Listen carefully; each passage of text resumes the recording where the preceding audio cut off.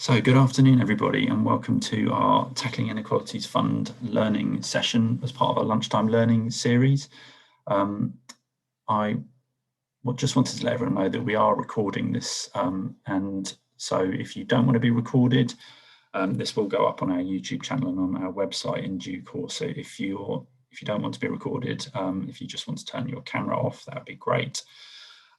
We will be spotlighting speakers as well. So just if you are one of the speakers, just be aware that you will be spotlighted for everyone to see your video or your screen as you're sharing. So I suppose just a tiny bit of context.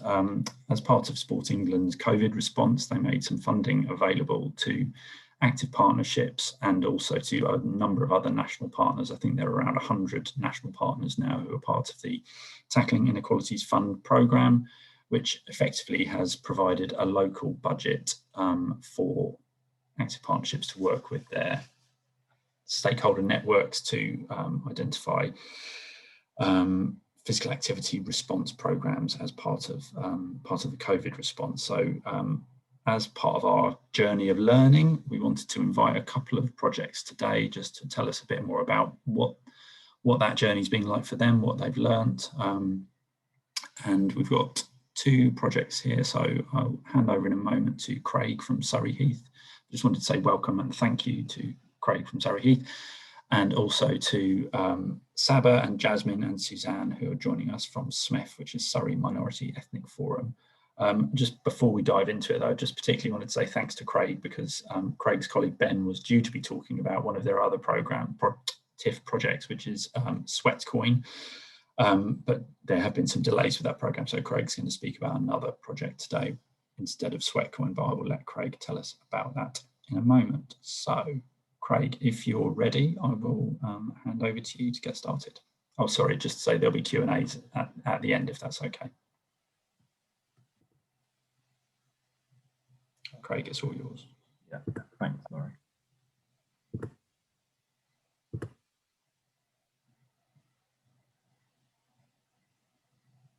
Okay. Everybody see that okay before I start? Okay, so thanks, Laurie, for inviting me along. Really, I'd just like to start by saying a big thank you to Active Surrey for making this Tackling Inequalities funding available for us. The project that I'm going to be talking about is called the Surrey Heath Bike Project. I'll go into detail in a minute a bit more about the project, where we've had lots of meetings to discuss what exactly the project should be. And as you probably tell, we didn't put so much effort into what we should call the project. So we ended up just calling it the Bike Project, which kind of says what it, does what it says in the tin. So just to give you a bit of context about Surrey Heath Borough Council, we are a local authority. So my job as a community development officer is to deliver and coordinate various programs that encourage people to be active.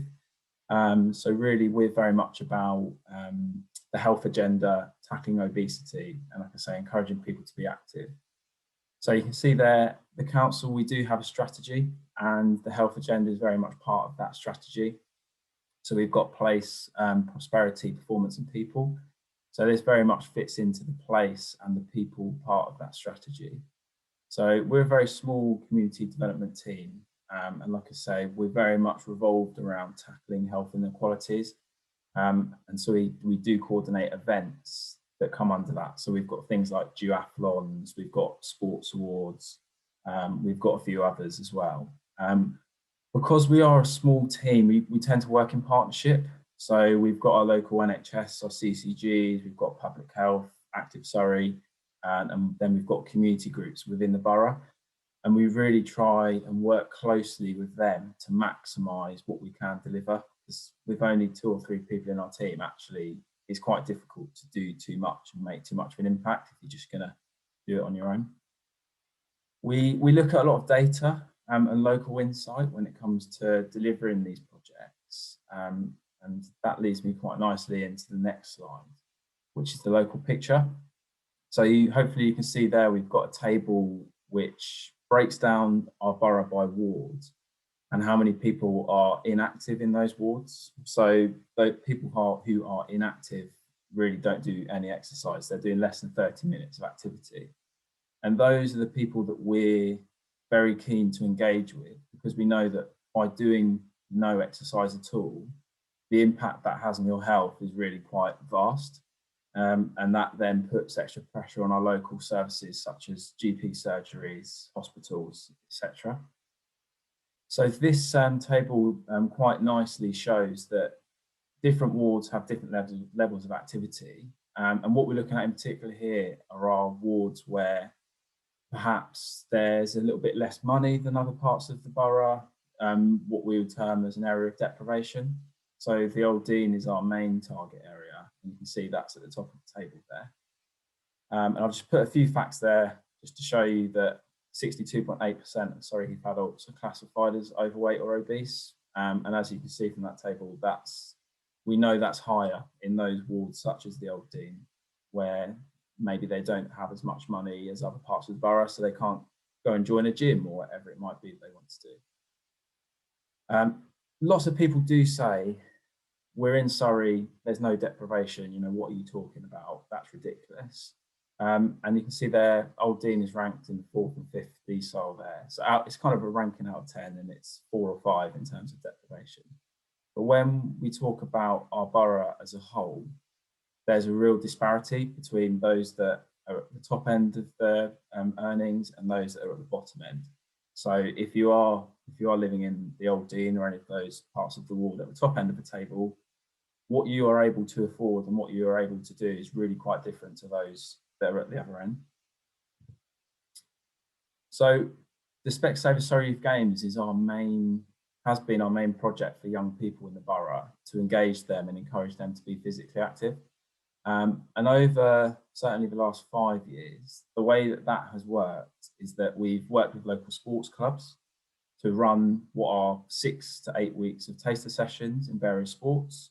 We then go into local schools across the borough and say, look, it's a free opportunity, come and give it a try, 6 weeks of free training, and then at the end, you can go to this Olympic style event and all of the boroughs come together and there's a bit of competition to win the borough trophy, which is an amazing event. And over the last few years, it's really gone towards engaging those who are inactive and those who really need it most. So the Old Dean naturally has been an area that we have targeted with the Surrey Youth Games. Obviously, because of COVID-19, that's had to be cancelled and postponed for the last couple of years. So really left a gap where we weren't engaging with young people in particular. And so what we did was we took a step back and Laurie and the team at Active Surrey sort of pointed us towards this Tackling Inequalities Fund, where we could try and engage young people like we have been doing with the Surrey Youth Games, but perhaps in a slightly different way that was more COVID friendly. And as a council, having that step back, it was a really good opportunity for us actually to look elsewhere than the Old Dean. So you can see there, we've got various projects that were already earmarked for the Old Dean, such as a youth club and the Friday night project.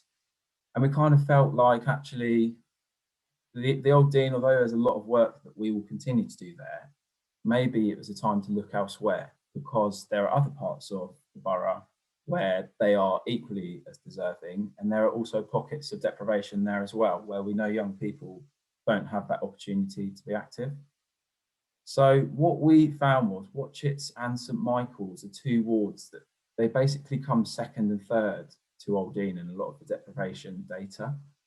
And that's served by 2 schools in the ward. So that's King's International and South Camberley. And when we have spoken to them before, they've told us how they really have a high percentage of students on free school meals. And actually, when they go to do things like swimming on the curriculum, the standard that the young people are at really does not meet the national guidelines and where they should be. So clearly there's a bit of an issue there where these young people, maybe they don't have the opportunity to go to things like swimming lessons. And so that's really starting to show in some of the curriculum, sports and physical activity that they are doing. Where we have focused a lot of our attention on the Old Dean though, we really as a council didn't have too much in terms of knowledge when it comes to what facilities and what community groups there actually were in Watchetts and St Michael's. So that leads us on to the first part of this project. So we knew we wanted to do something. We wanted to engage with young people in Watchet and St Michael's. We didn't really know what we wanted to do, and we didn't really know where we could actually deliver it in those parts of the borough. So the first thing we did, we basically audited the area. So we did a real, probably a month or two of research into who's actually in this area, what community groups are there, what do they do, where do young people actually go, do we have any sports clubs that might be interested? And we got in touch with them and we created a networking event. And we asked them all to come along where we could really have a bit of a frank discussion on what works well at the moment, what doesn't work well, and as a council, what is it we can actually support you with, and what can we support young people with in particular to help them engage in physical activity. So you can see there, we really had a range of groups that came to that meeting. So we had church groups, we had representatives from the Surrey Heath Police, we had the two schools who serve parts of the borough, local councillors, we had Inequalities Society, we also had residents forums. The Hope Hub is a charity that work with the homeless community. And then we also had some sports clubs at the bottom. So between that group, we really had quite a big reach, and we were able to have that conversation about what are we actually doing at the moment, where are the gaps, and most importantly, what can we do moving forward. So at the first meeting, like I say, it was really just an opportunity for us as a council to open the floor, to just say, we need your honest opinion on what's happening at the moment and what can we do. And the answer that we got was that most services had ceased due to funding. So a lot of people had spoken about in the past, when there was funding, the police might come down, there would be football matches where young people could play against the police. There were youth clubs and there were youth workers who actually knew the community really well. Unfortunately, that had stopped. So that was one of the main things that was mentioned. In terms of barriers, cost was one of the main barriers. And Frimley Roads kind of divides the two wards. And what was said was that those who live one side of that road could afford to go to the gym, they could afford things like bikes, whereas those on the other side perhaps found it a little bit more difficult and maybe didn't have those same opportunities. When we asked what young people actually wanted, what was quite clear was that young people didn't really want to be told where to be and what they should be doing, which is maybe an approach that we've taken in the past.